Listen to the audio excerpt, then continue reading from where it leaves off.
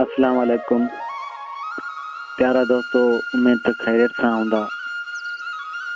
जीअं त ही सोशल मीडिया जी तेज़ तरीन उॾाम आहे ऐं पाण अलाए केतिरियूं रोज़ पोस्टूं रखूं था, फुज़ूल पोस्टूं रखूं था, फ़नी पोस्टूं रखूं था, जेके के त ईअं फ़नी फुज़ूल वञनि थियूं ऐं के वक़्ती इंटरटेनमेंट लाइ बि ज़रूरी आहे न। वक़्ती इंटरटेनमेंट बि ज़रूरी आहे, त पोइ पाण चओ न कुझु अहिड़ो करियूं जंहिंमां कंहिं इंसान खे फ़ाइदो पहुचे। जी हा दोस्तो, उन लाइ मूं हिकु ई वीडियो ठाहे पंहिंजे चैनल ते रखी आहे ऐं तव्हां वीडियो खे ॾिसो ऐं इन खे अॻिते वधायो, लाइक ऐं शेयर करियो ऐं चैनल सब्सक्राइब करियो त जीअं ॿियूं वीडियो बि आउं इनशाला कोशिशि कंदुसि, रखंदो ई रहंदुसि अवामी भलाई जे लाइ, इंसानी भलाई जे लाइ। दोस्तो, जीअं त मोका ऐं पाइल्स हिकु लाइलाज बीमारी आहे जेका हाणे आम थी चुकी आहे। मौक़नि मां मक़दमा रत घणो ज़ाया थियण सां माण्हू मौत जो शिकार थियनि था ऐं ॾिठो वञे थो त 40% माण्हुनि खे इहा बीमारी तमामु घणी आहे।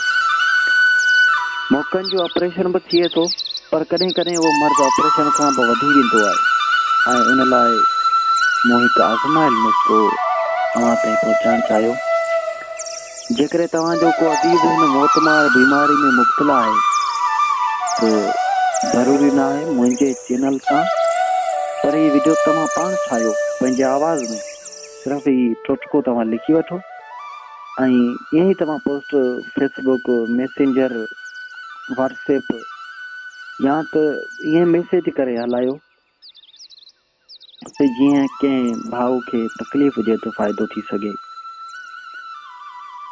दोस्तो, ही नुस्ख़ो सिर्फ़ु वक़्ती फ़ाइदे लाइ आहे, छो जो मोका ऐं पाइल्स जंहिंखे चइजे सा हिकु लाइलाज बीमारी आहे। इन जो सिर्फ़ु ऑपरेशन बि थी सघे थो, पर उन सां बि घणो तर उन मां जान नथी छुटे, पर हिकिड़ो वक़्ती फ़ाइदो आहे। करिणो छा आहे, 40 रुपए जो नाज़बू जो ॿिज, नाज़बू जंहिंखे पाण ज़ंगी गुल बि के चवनि था, पर पाण सिंधी में नाज़बू चऊं था। 40 रुपए जो नाज़बू जो ॿिज पंसार जे दुकान तां वठो। पंसार जितां ही पुराणियूं शयूं जेके 10 पतनि वारियूं मिलनि थियूं, हिकु घरू टोटको आहे। जेकॾहिं तव्हां वटि हुजे उहो नाज़बू जो ॿिज, कहिड़ो बि हुजे, त उहो जेको आहे 40 रुपए जो वठो, उन जा 4 हिसा करियो, 4 हिसा अलॻि अलॻि करे रखी छॾियो।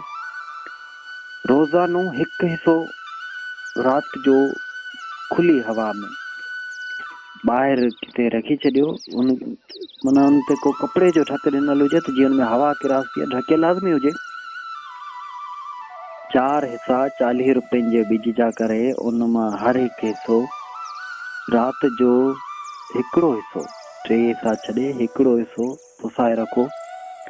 सुबुह जो अधु पाउ दही या धवरो, पाण जेको घर ॼमाईंदा आहियूं ऐं बाज़ार मां मिले थो, उहो वठो। उनमें राति खां पुसायल नाज़बू जो ॿिज मिलाए चङी तरह हलाए पी छॾियो।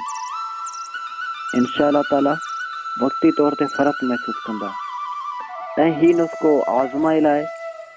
तमामु घणनि दोस्तनि हिन मां छुटकारो महसूसु कयो आहे ऐं कई दोस्त अहिड़ा आहिनि जिन्हनि खे सफ़ा पाइल ख़तमु थी वियो आहे इन नुस्ख़े आज़माइण सां, ऐं किननि जी जेको आहे 3 खां 4 महीना तक़रीबन जान छुटी पवे थी। ऐं तव्हां बि आज़मायो ऐं जेकॾहिं वेझनि अज़ीज़नि खे ॿुधायो। मुसलसिल फ़िल वक़्तु 40 जो ॿिज ऐं दही, नाज़बू जो ॿिज 40 जो ऐं दही 4 ॾींहं सुबुह जो ठले पेट इस्तेमालु करियो। 40 रुपए जा ॿिज जा 4 हिसा करियो, उन मां रोज़ानो हिकु हिसो राति सॼी पुसाए सुबुह जो दही सां उनखे ॾाढो हलाए, अधु पा दही खणी उनमें ॾाढो हलाए ऐं सुबुह जो जेको आहे उनखे ठले पेट, माना नेरानो पी छॾियो। ऐं इहो 4 ॾींहं ताईं तव्हां मुसलसिल कंदो, इंशाअल्लाह ताला रब पाक जे फज़ल व करम सां तव्हांजी बीमारी मां जान छुटी पवंदी।